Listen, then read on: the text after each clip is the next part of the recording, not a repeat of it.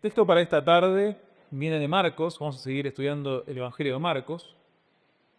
Marcos, capítulo 1, y hoy vamos a ver los versículos 16 al 20. Marcos, capítulo 1, versículos 16 al 20. Dice de la siguiente manera la palabra de nuestro Dios. Dice: Mientras caminaba junto al mar de Galilea, vio a Simón y a Andrés, hermano de Simón, echando una red en el mar porque eran pescadores. Y Jesús les dijo: Seguidme, y yo haré que seáis pescadores de hombres. Y dejando al instante las redes, le siguieron. Yendo un poco más adelante, vio a Jacobo, el hijo de Zebedeo, y a su hermano Juan, los cuales estaban también en la barca remendando redes. Y al instante los llamó, y ellos, dejando a su padre Zebedeo en la barca con los jornaleros, se fueron tras él. Oramos, hermanos.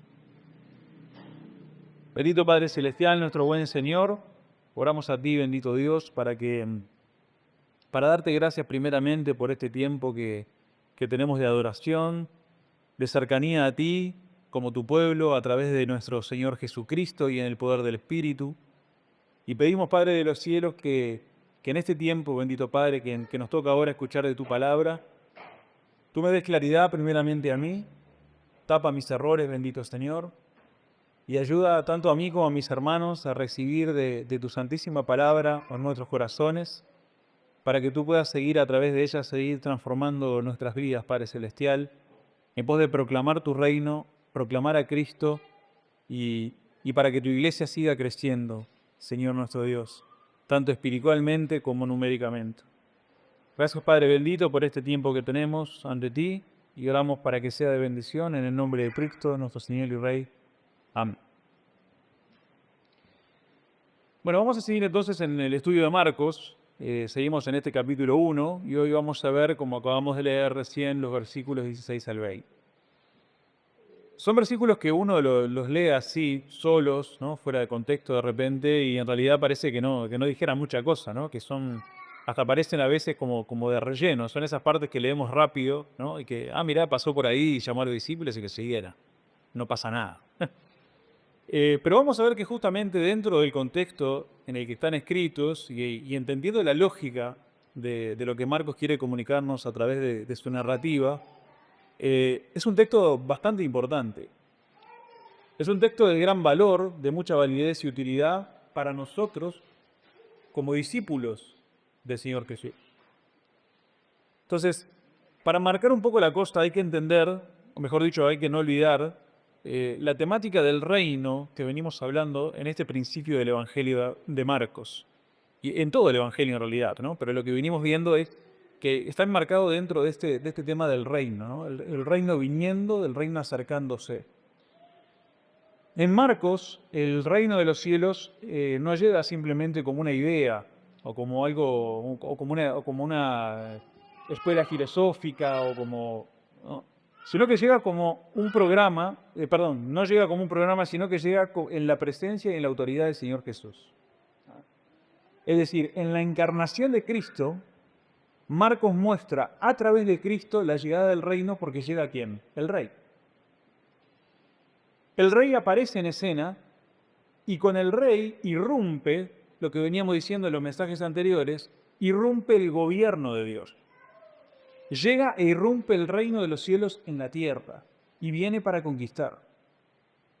Por eso es que es clave el anuncio que habíamos leído la vez pasada, al final, en el versículo 15, porque el anuncio que hace nuestro Señor Jesús en el versículo 15 no es solamente que hay un mensaje nuevo, hay un mensaje novedoso, no, hay una esperanza vacía, no, sino justamente lo que Cristo mismo dice en boca de él es: el tiempo se ha cumplido, el reino de los cielos se ha acercado.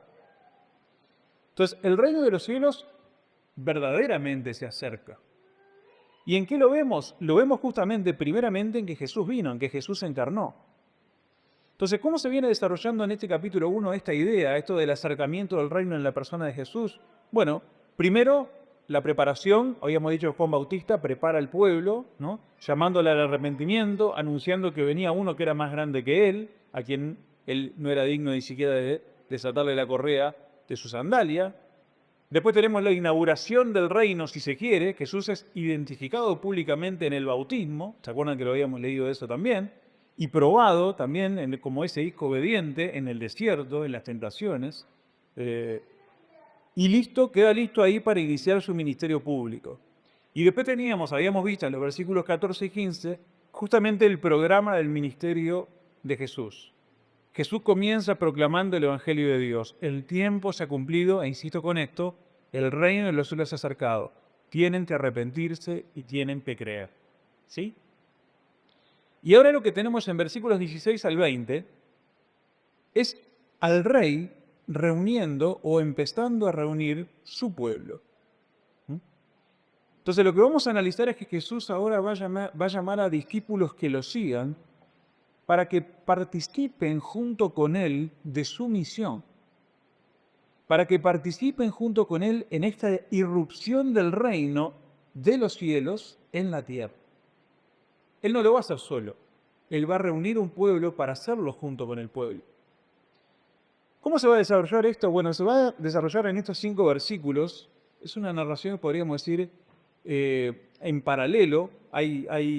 Tenemos ahí dos relatos paralelos cortitos que tienen una misma secuencia. Hay un reconocimiento de quiénes van a ser llamados, hay un llamado per se que viene del Señor Jesús y hay una respuesta a ese llamado. Entonces, este pasaje no es un pasaje, creo yo, que convenga explicarlo palabra por palabra, sino más bien analizarlo. Creo que es un pasaje que hay que verlo todo junto, los versos 16 al 20, y que nos hablan en estos dos relatos paralelos, que por esto no dejamos de hacer exégesis, sino que vamos a hacer la exégesis, pero desde la unidad narrativa. ¿Ah? Porque en estos relatos paralelos tenemos justamente 2 escenas en espejo que nos hablan de 3 cosas. Punto número 1, la condición de los que son llamados, en qué condición están. Es decir, hay personas que van a ser llamadas por Cristo a participar del gobierno celestial y estas personas tienen determinado tipo de condición. Ahora vamos a ver eso. Eso por un lado. Y lo segundo que vamos a analizar es cuál es el llamado en sí de Cristo.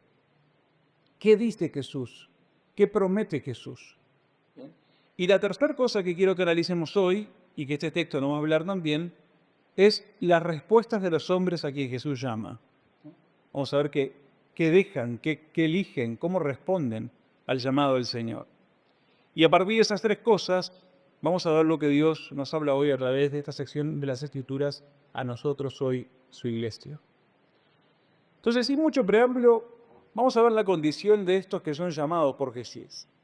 ¿Quiénes son? ¿Dónde están? Y lo primero que hay que ver acá es que esta gente son gente común. Son gente común. Son gente en su trabajo, que están ahí dice en el texto, ¿no? Con sus redes, en su barca, en su rutina. En este caso son trabajadores manuales. La identidad pública de estos hombres no es una identidad, fíjense, religiosa per se. No es una identidad religiosa, sino que es una identidad de trabajar con las manos, ¿no? De laburar ahí, ¿no? Acá tenemos varios que trabajan con las manos, Matías, Santiago, ¿no? Nosotros somos más de oficina, así que no digo nada. Pero estos hombres eran de trabajar con las manos. Están ahí metidos en las redes, con las manos en la masa, se podría decir, como se dice habitualmente. Y están particularmente estos hombres ubicados en Galilea, que viene a ser la región de la periferia. Es decir, no son gente religiosa y además están lejos del centro religioso, no están en el centro religioso per se, que era Jerusalén. Entonces, Marcos, ¿qué nos está queriendo mostrar con esto primeramente? Nos está mostrando un reino que va a empezar a avanzar no desde el centro religioso y con gente religiosa, sino desde las márgenes de lo que es el centro religioso y con gente común. Esto se ve, lo veníamos diciendo, ¿no? En muchas cosas. Jesús aparece en esta dicotomía, ¿no? De un reino, uno espera otra cosa.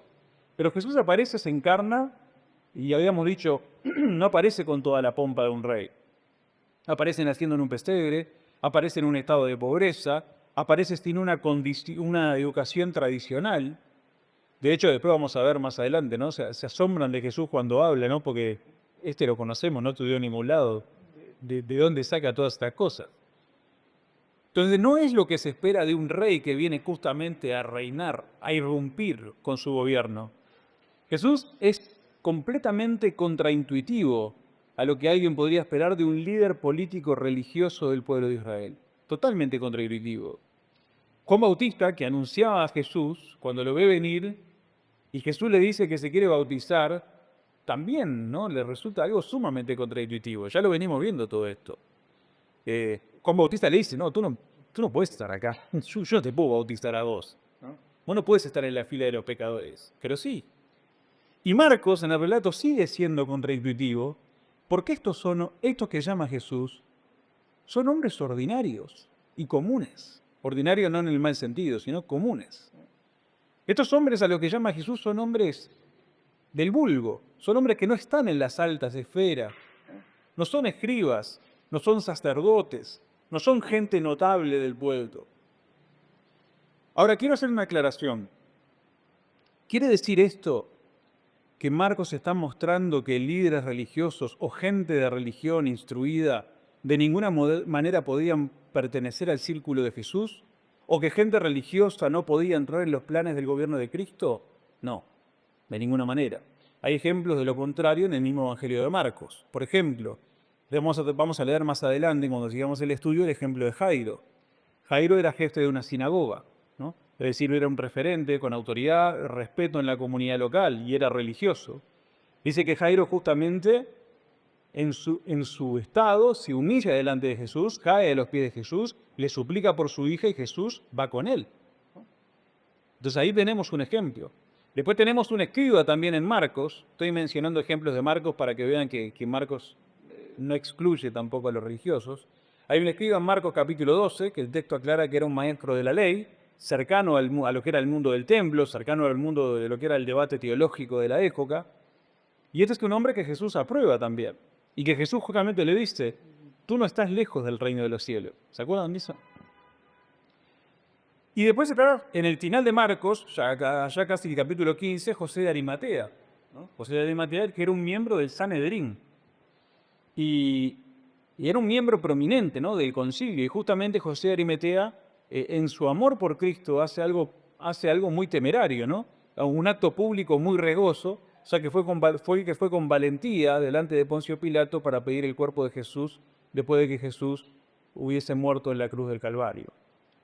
Entonces, no es que Marcos esté diciendo que es algo virtuoso per se y no ser religioso, y que estar religioso está mal. Marcos lo que está comunicando es que Jesús viene a irrumpir, pero cuando empieza a irrumpir en una forma muy poco ortodoxa, muy poco intuitiva. Irrumpe en una manera que lo que quiere mostrar es que Él quiere destronar lo que el hombre había quedado, para poner de nuevo en su lugar lo que Dios había pensado desde un principio, desde un comienzo. Es decir, viene el reino de los cielos con la impronta de Dios, no con la impronta de los hombres, con lo que Dios ve, no con lo que los hombres ven. Y la impronta de Dios, y eso también se ve en los evangelios, no se trata de lo que estaban haciendo en el centro religioso Jerusalén los líderes y las cabezas religiosas de Israel. Eso de atornillarse en sus lugares de prominencia para ser servidos por el pueblo. No, el reino de los cielos es todo lo contrario. Es servir al prójimo amando a Dios y amando al prójimo para que así se reconozca un liderazgo verdadero con autoridad. Ejercemos autoridad y ejercemos gobierno y ejercemos reinado a través del servicio y no para ser servidos. Y eso es lo que Marcos nos quiere comunicar, que Jesús justamente elige hombres que están por fuera de ese liderazgo religioso anquilosado, mal dirigido, mal barajado, que viene estando hasta ahora en Jerusalén. Entonces, esta es la gran paradoja del reino en Marcos. El rey viene e inaugura su reino, no reclutando a las élites religiosas y políticas, sino llamando a trabajadores ordinarios en su horario laboral. El avance del reino de los cielos empieza pequeño, empieza humilde, pero con una autoridad que vamos a ver que a estos hombres por lo menos les reordena sus vidas. de manera entera. Y lo extraordinario no está en el estatus o la capacidad o la calidad de estos hombres, sino en quién los llama y para qué los llama. No se trata de cuán bueno era Pedro o cuán bueno era Jacobo, no. Se trata más que nada de quién está llamando a Pedro y quién está llamando a Jacobo para reconvertirlos y formarlos para hacer algo glorioso, utilizarlos para algo glorioso. Hay un paralelo muy lindo, un eco muy lindo de este llamado que Jesús hace a sus discípulos, que es el llamado del profeta Elías a Eliseo en el Antiguo Testamento, en Primera de Reyes en el Antiguo Testamento. Eliseo, el profeta Eliseo, cuando es llamado también mientras está trabajando. Él dice el texto ahí que estaba arando. Y en Marcos, justamente, Jesús llama a estos hombres también en medio de su labor, mientras estaban pescando, ¿no? o remendando sus redes para salir a pescar. En una muestra de que el reino irrumpe en lo ordinario de la vida de los hombres. No estaban haciendo algo especial, no estaban orando ahí, ayunando profundamente, ¿no? Sino que Jesús los vio en su tarea ordinaria ahí y le dijo, venga conmigo. Hay una iniciativa que no viene de ellos, ¿no? No es que ellos estaban clamando, Señor, usame. No. ¿La iniciativa de quién vino? La iniciativa vino de Jesús. En el caso del relato de Primera de Reyes, con Elías y Eliseo, es el profeta Elías el que pasa y arroja su manto, no es Eliseo que lo sale a buscar. Y en este caso, acá en Marcos, Jesús pasa, ve y llama él a los pecadores y no al revés. En los dos casos, el llamado no nace del mérito de quienes están siendo llamados, sino de la autoridad del que lo llama. En el caso de Primera de Reyes, la autoridad la tenía el profeta Elías. Y en el caso de Marcos, la autoridad la tiene nuestro Señor Jesús. Lo que nos habla siempre de que el llamado viene a partir de una gracia que se acerca y no de un mérito que reclama. ¿Se entiende? Porque no es que Jesús detecta algo especial en ellos. No es que había escondido en Pedro ahí una virtud que Jesús pudo ver, ¿no? Un potencial, ¿no? No es que Jesús dijo, no, este es un diamante en bruto, lo único que no se ve. Hay un currículum espiritual que la gente no ve, pero está ahí escondido. No. Jesús lo llamó porque Jesús tuvo gracia. Porque tuvo gracia. Jesús se acerca en gracia y en gracia estos hombres pueden entrar a ser participantes y ser herramientas del reino glorioso de los cielos. El peso está en el que pasa y llama. El reino avanza por la iniciativa soberana de Dios y no por la excelencia de quienes son llamados. No por la excelencia del hombre. Porque como hombres, tenemos que reconocerlo, somos bastante desastrosos. Todos somos bastante desastrosos. Entonces, por eso es que el reino también es algo que se sostiene a través de la gracia, ¿no? Esto es por gracia, no por obras. Y como dice Pablo también en Romanos capítulo 9, aunque él lo habla acerca de la salvación, no depende del que quiere ni del que corre, sino de Dios que tiene que misericordia. Y mismo Jesús, en el Evangelio de Juan, ¿no? Hablándole a sus discípulos, capítulo 15, dice, no me elegisteis vosotros a mí, sino que yo os elegí a ustedes. Entonces, Dios escoge, y Dios escoge no siempre de la élite, Dios escoge, y lo leímos hace un rato, de lo débil y lo insignificante del mundo para hacer su obra y para que nadie se jacte. Algo que también predicó Matías hace un tiempo, ¿no? La imposibilidad de nosotros de jactarnos de algo. Es según su propósito y su gracia, y no según y conforme a nuestras obras. Entonces, en el momento en que Dios que llama, y ahora hablemos un poco más de nosotros, ¿no? No dejemos un poco a Pedro y a Jacobo tranquilos. En el momento en que Dios nos llama a nosotros, en el momento en que Cristo nos llama a seguirlo a Él, lo que menos tenemos que fijarnos es cuán aceptables somos para el trabajo. No nos tenemos que fijar, ¿seré aceptable yo? Cristo me está llamando, ¿seré aceptable? Porque lo cierto es que no somos aceptables.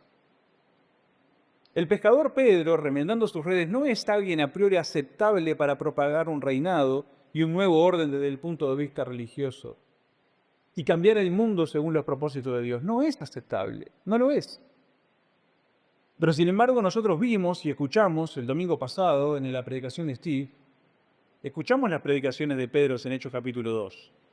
Y ahí vemos un Pedro que es un Pedro que en su boca sí tiene el potencial de cambiar el mundo. Pero no fue. Entonces cuando Cristo te llama, no mires tus cualidades y tus capacidades. Pensá en la virtud no tuya, la virtud del que te está llamando, que es poderoso para cambiarte, que es poderoso para transformar tu mente y tu corazón. De eso se trata la fe. Confiar en que este Dios, que es el Dios, creemos nosotros, que va a restaurar el mundo y que va a utilizar su iglesia para hacerlo, ese Dios es el que me llama a mí a ser participante de su iglesia y de todo este plan de gobierno. No porque yo soy una gran persona, sino todo lo contrario. Porque mi inhabilidad, mi incapacidad, mis muchas faltas no hacen más que redundar en glorias para Dios. Porque glorias para mí, no. Cuando yo me miro a mí mismo y veo que Dios me utiliza en su reino, cada vez me doy más cuenta de que es por su gracia. De que es por su gracia. Y así tenemos que ser todos, ¿no? Cada uno de nosotros. Entonces, en cuanto a los que son llamados, la condición de los llamados es esta. Son hombres sin ninguna virtud, son hombres comunes, ordinarios, corrientes, pero que Dios en su misericordia y en su gracia los va a utilizar grandemente para su reino. Esa es toda la condición. Ahora vamos por el segundo punto que yo quería tocar, el llamado de Cristo. ¿Qué dice Jesús y qué promete Jesús? Si nosotros miramos en estos dos textos paralelos, en estos dos pequeños relatos que están en espejo acá, tenemos primero a Simón y Andrés, que dice ahí el texto que Jesús les dijo, vengan conmigo y yo haré de ustedes que de ustedes sean pescadores de hombres, ¿no? Este fue el llamado. Y en el segundo relato, que es el relato de Jacobo, el hijo de Zebedeo y Juan, no dice nada más que al instante los llamó, ¿no? Les hizo un llamado. Pero el punto es este. Hay una invitación de parte de Jesús. Es una invitación barra mandato. O sea, les está invitando, pero al mismo tiempo le está dando un mandato para que ellos obedezcan. Es una invitación al discipulado.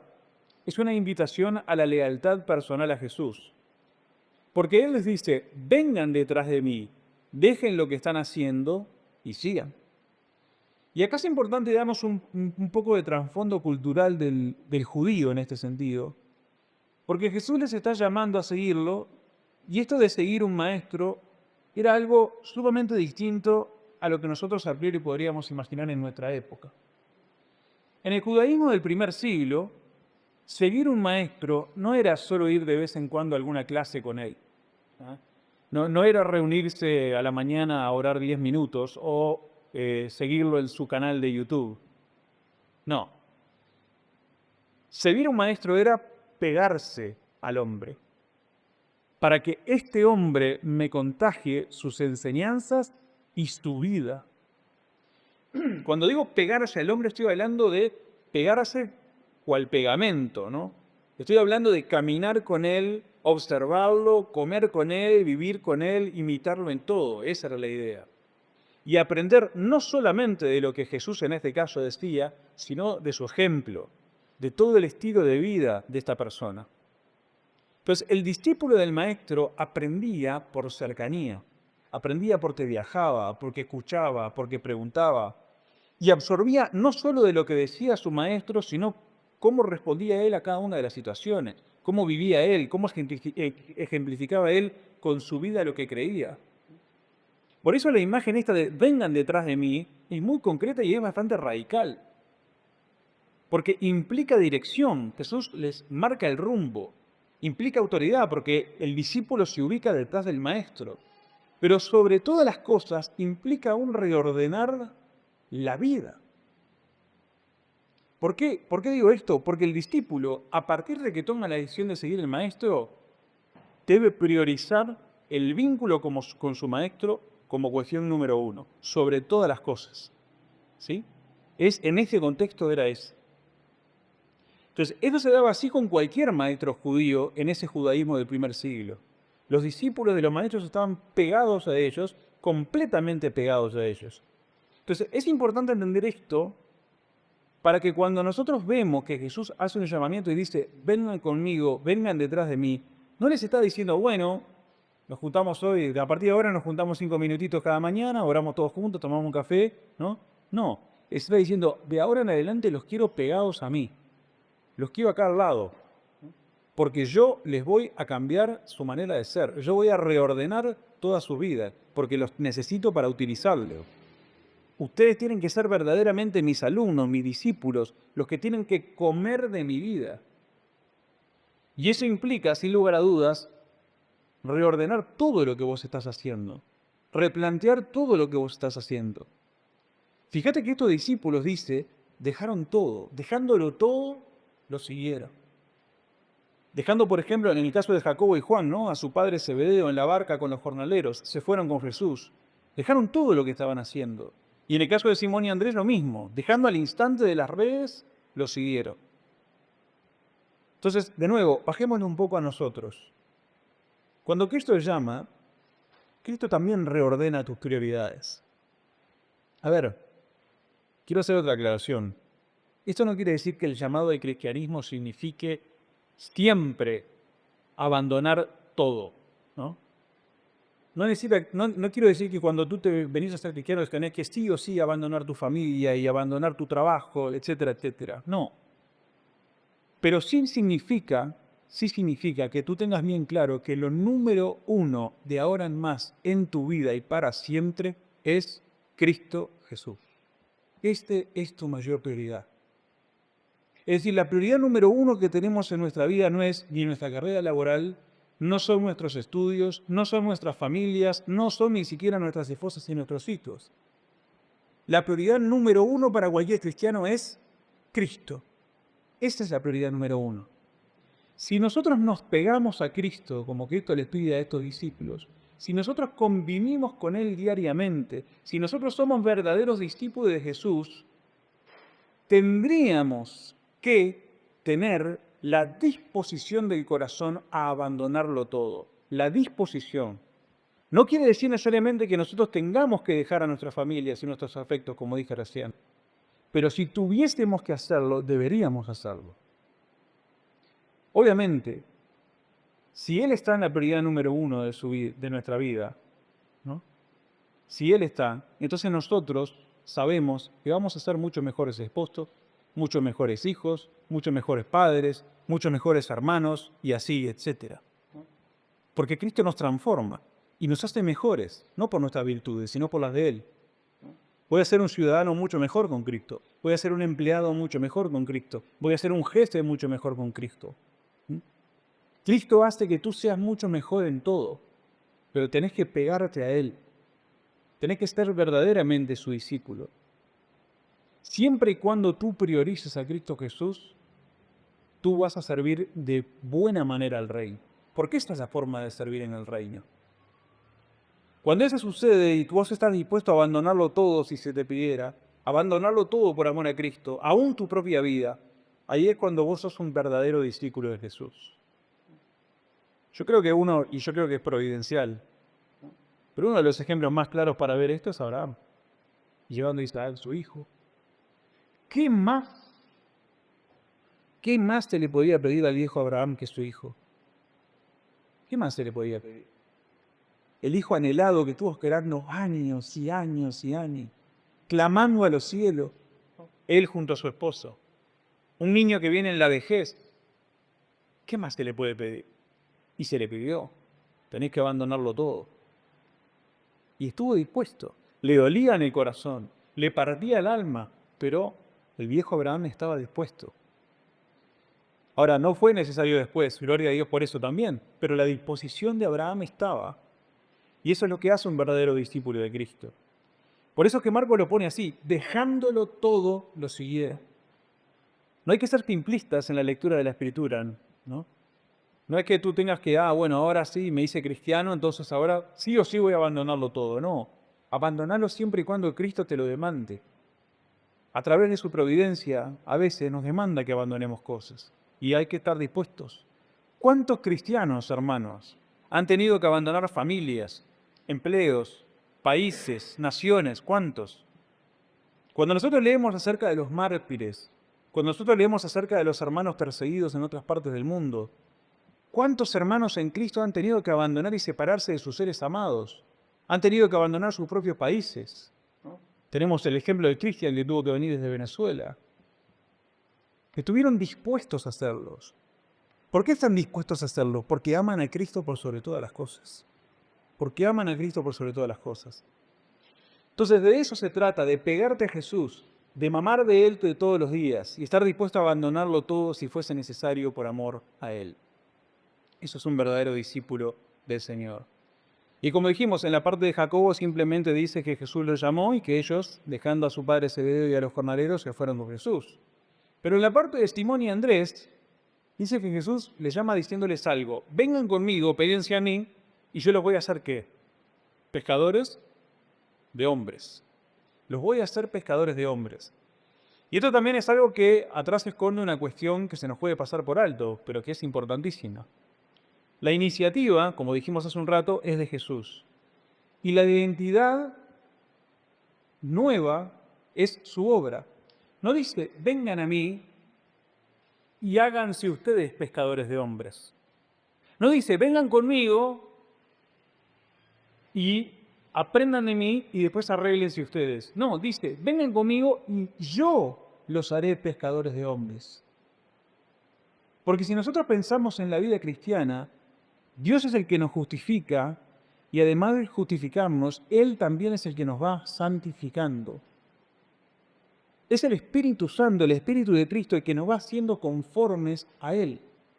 No somos nosotros los que nos vamos pareciendo cada vez más a Cristo por virtud nuestra. No, es Cristo, es el Espíritu Santo mismo, Cristo trabajando en nosotros el que lo va haciendo. Nuestras buenas obras importan mucho, pero son fruto siempre de la gracia de Dios y hechas siempre en dependencia de Él. Entonces tenemos que tener claro esto. Dios es quien obra en nosotros tanto el querer como el hacer, ¿no? Filipenses 2. Somos hechura suya, creados para buenas obras preparadas por Dios de antemano. Efesios 2. Tenemos que tener claro que sin Cristo nada podemos hacer, porque separados de Él estamos muertos. Juan 15. Y que el que nos santifica es Dios. Y fiel es el que nos llama y el que va a hacer con nosotros la obra. 1 Tesalonicenses 5. Entonces, punto número 1, cuando Marcos pone ahí que los llamó y dijo, los haré pescadores de hombres, es importantísimo eso. Es Cristo el que lo hace, no nosotros. No fue Pedro el que se hizo a sí mismo hasta llegar a ser el gran predicador de Hechos 2. Fue Cristo el que lo hizo. Fue Cristo el que lo llevó, Cristo el que le enseñó, Cristo el que lo confrontó, leíamos hace un rato, ¿no? Cristo el que lo amó hasta el final. Eso por un lado. Por otro lado, los llama a ser pescadores de hombres. Esto es un cambio. Ellos eran pescadores de pescados, valga la redundancia. Pero los llama a participar ahora en su misión. En su misión. Los llama a ser testigos del reino. ¿Qué es ser testigo del reino? Bueno, no es solamente contar un poco la idea de que, a ver, la Biblia, te la explico un rato, te la cuento para que la entiendas, ¿no? No, sino es dar con tu vida testimonio de una realidad. Y esa realidad es de que Jesús vino a reinar. Ser testigo del reino es eso. Mostrar con tu vida y con tu boca esa realidad. Cristo vino, el reino se acercó. Si vos realmente crees que en Cristo vino el reino, vos vas a vivir de una forma que antes no vivías. Si vos realmente crees que el reino de los cielos se ha acercado, vos vas a vivir en arrepentimiento porque Cristo lo demanda. Y vas a comunicar con tu vida y con tu boca que así como vos te tuviste que arrepentir, Dios está llamando a otros también al arrepentimiento. Eso es ser testigo del reino. Eso es ser pescador de hombres. Implica llevar a otros el mensaje de quién es Jesús y qué demanda Él. Jesús es el Rey y demanda arrepentimiento. implica testificar acerca de las señales del reino. Es decir, que Cristo tiene autoridad sobre el pecado, que Cristo tiene autoridad sobre la enfermedad, que Cristo tiene autoridad sobre la demonio, sobre la muerte incluso. Testificamos, hermanos, con nuestra boca y con nuestra vida. Los discípulos tuvieron que hacer algo con su vida, se fueron detrás de Él, cambiaron, tuvieron que hacer algo. No simplemente se quedaron ahí conversando con algunos acerca de Jesús, no, con toda su vida cambiaron. ¿Con qué fin? Con el fin de seguir reuniendo un pueblo alrededor de Cristo, pescar hombres, pescar hombres.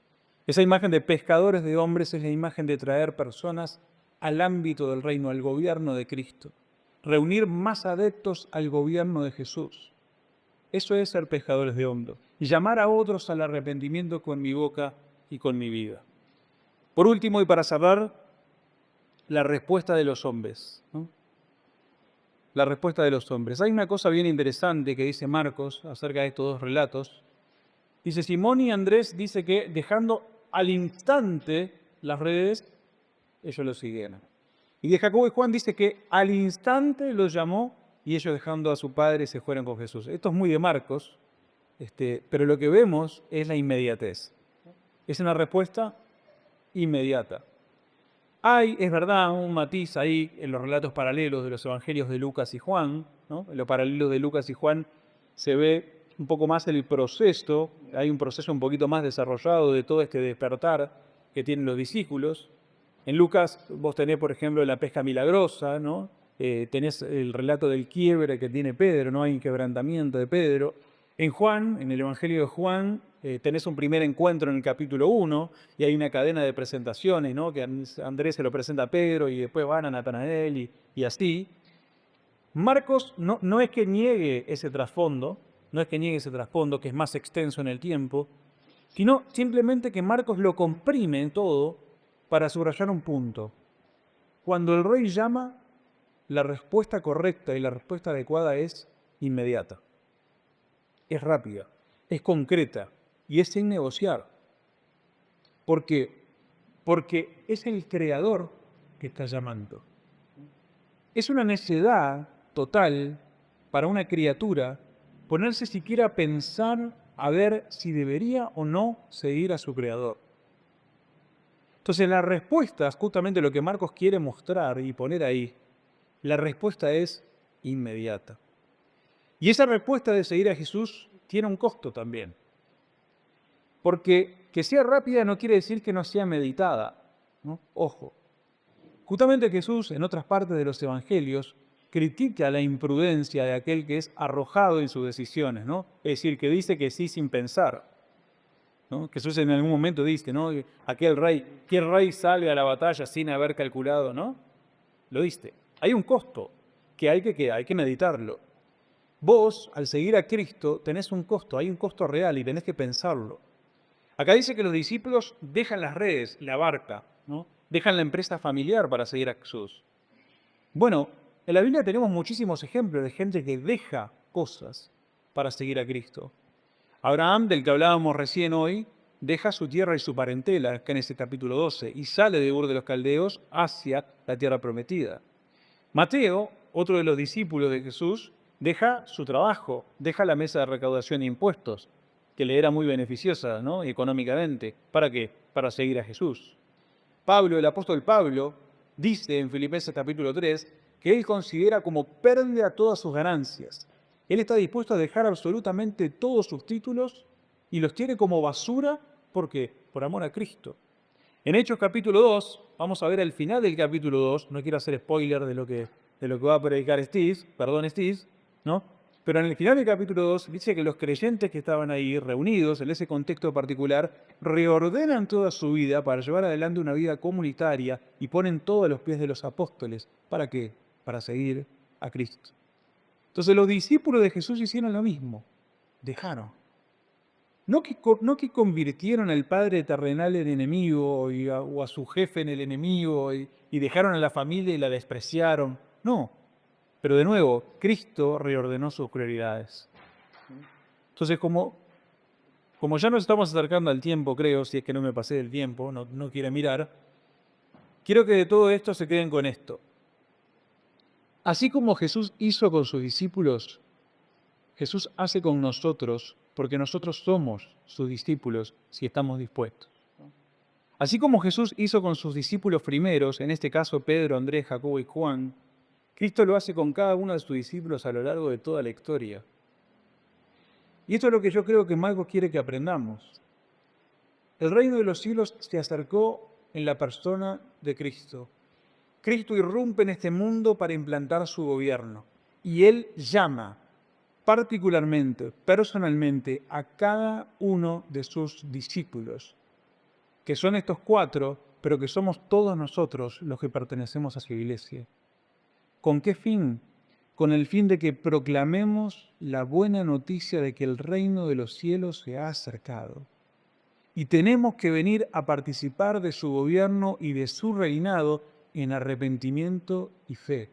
Y llamar a otros a hacer lo mismo. Pero el proceder es el mismo.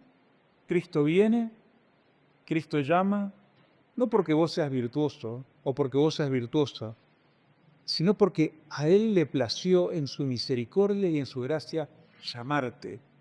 Cristo te forma, hace de vos un pescador de hombres. No te haces vos mismo, Él te va a hacer pescador de hombres.